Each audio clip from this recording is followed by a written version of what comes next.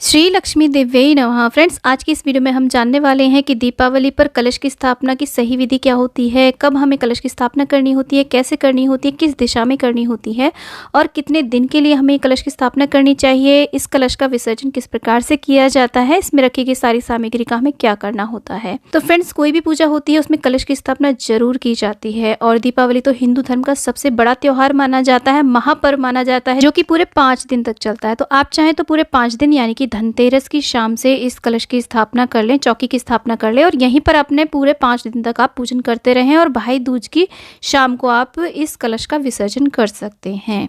या फिर सिर्फ एक दिन के लिए आप इस कलश की स्थापना कर सकते हैं, जो कि बड़ी दिवाली होती है। बड़ी दिवाली की शाम को आप स्थापना करें कलश की और चौकी की और अगले दिन सुबह को आप चौकी का विसर्जन कर दें।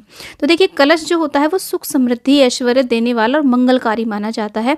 कलश के मुख में भगवान विष्णु, कंठ में रुद्र और मूल में ब्रह्मा तथा मध्य भाग में देवी शक्तियों का निवास माना जाता है। कलश में सभी पवित्र नदियों जलाशयों का भी आवाहन किया जाता है।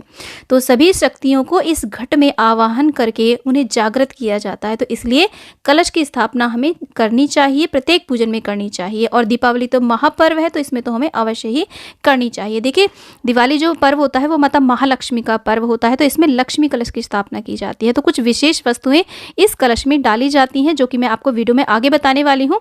नॉर्मली कलश की तो हम स्थापना करते ही करते हैं, परंतु दीपावली का जो पर्व है ना, उसमें कुछ विशेष कलश की स्थापना की जाती है। तो आज मैं आपको लक्ष्मी कलश कैसे आप स्थापित करें इस दीपावली पे, ताकि माता महालक्ष्मी हमारे घरों में स्थायी वास करे। तो देखिए, ऐसे आप माता रानी की कोई भी फोटो हो, प्रतिमा हो, पोस्टर लगा लें, सुंदर सी डेकोरेशन कर लें, चौकी बिछाएं, चौकी के नीचे आप रंगोली या फिर स्वास्तिक बना लें और उसके ऊपर लाल पीला वस्त्र बिछा करके कलश की स्थापना करें। लक्ष्मी कलश आज हम बनाने वाले हैं।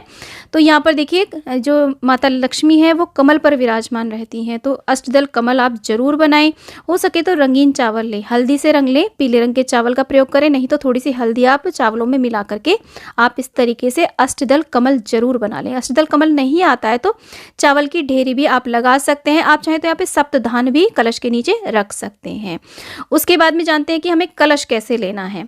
देखिए, कलश आप सोने, चांदी, तांबा, पीतल किसी भी धातु का ले सकते हैं, बस हमें प्लास्टिक का और लोहे का और स्टील का कलश नहीं लेना चाहिए। कलश के ऊपर आप रोली से, क्योंकि माता का पूजन है तो रोली से आप स्वास्तिक बना लें। स्वास्तिक हमें पूर्ण बनाना है, यानी कि दोनों साइड में ये दो रेखा है ना, ये भी जरूर बनानी है। कंठ में उसके में हम मौली बांध देते हैं, यानी कि कलावा जरूर बांधें।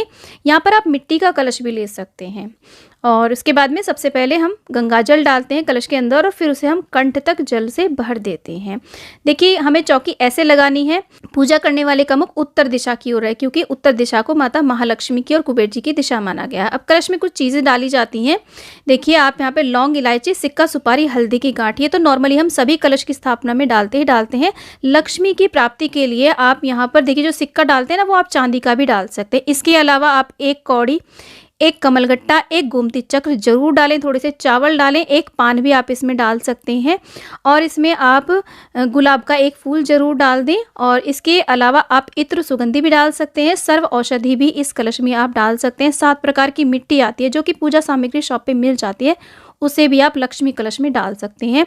और इस तरीके से डालने के बाद में हम पंच पल्लव लगाते हैं। यहाँ पर 5 या 7 या 11 पत्ते आप आम के, अशोक के लगा दें, उन्हें अच्छे से टीक लें, यानी कि उन पर टीका लगा दें। और एक पूर्ण पात्र जरूर रखें। पूर्ण पात्र क्या होता है कि एक कटोरी में आप चावल या फिर गेहूं या कोई भी अनाज, सप्त अनाज आप भर के रख दें और उसके ऊपर आप नारियल रखें। देखिए, नारियल पानी वाला, जटा वाला होना चाहिए और नारियल का जो मुख है पूजा करने वाले की तरफ होना चाहिए। और उसके ऊपर आप चाहे तो चुनरी या लाल वस्त्र या कलावा ऐसे लपेट सकते हैं। तो ऐसे हमें लक्ष्मी कलश की स्थापना करनी है।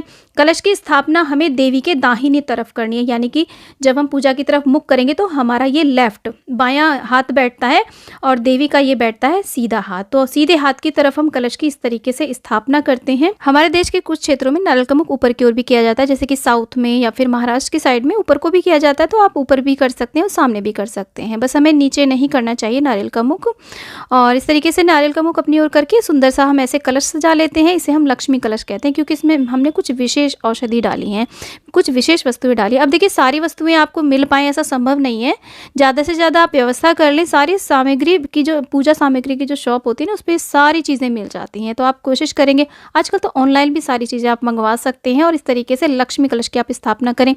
ये कलश की स्थापना आप चाहें तो पूरे 5 दिन के लिए कर सकते हैं। जैसे कि मैंने बताया, चौकी लगा ले 5 दिन तक, सारे पूजन आप, धनतेरस का पूजन, नरक चतुर्दशी का पूजन, छोटी दिवाली, बड़ी दिवाली, भाई दूज, गोवर्धन की पूजा, सभी पूजाएं इसी चौकी के आसपास आप कर लें और लास्ट में आप इस चौकी का विसर्जन करते हैं। एक तो ये तरीका होता है। एक होता है कि आप डेली अलग अलग चौकियां लगा करके अलग अलग पूजा कर रहे हैं और इस प्रकार से लक्ष्मी कलश की स्थापना केवल बड़ी दिवाली की शाम को आप कर दें और अगले दिन इस चौकी को यहाँ से हटा दें। तो दोनों तरीके ही ठीक है, जैसे आपके पास सुविधा हो, समय हो, आप वैसा कर सकते हैं। और देखिए, जो भी पूजा में आप चावल का प्रयोग करेंगे ना, वो साबुत होने चाहिए, अक्षत होने चाहिए। तो इन बातों का हमें ध्यान रखना चाहिए। तो माता महालक्ष्मी की कृपा सभी पर बनी रहे। फ्रेंड्स, दिवाली पूजन से संबंधित सारे वीडियोस ऑलरेडी चैनल पे आ चुके हैं। सभी का लिंक और प्लेलिस्ट का लिंक मैं आपको डिस्क्रिप्शन में या फिर एंड स्क्रीन पे दे दूंगी। आप उन वीडियोस को भी जरूर देखना, बहुत ही महत्वपूर्ण वो वीडियो है। तो उम्मीद करती हूँ कि ये वीडियो आपके लिए बहुत ही यूजफुल रहा होगा। वीडियो थोड़ा भी यूजफुल लगा है तो प्लीज़ वीडियो को लाइक शेयर, चैनल को जरूर सब्सक्राइब करें और कॉमेंट बॉक्स में लक्ष्मी मैया की जय आप अवश्य लिखें। जय हो लक्ष्मी मैया की।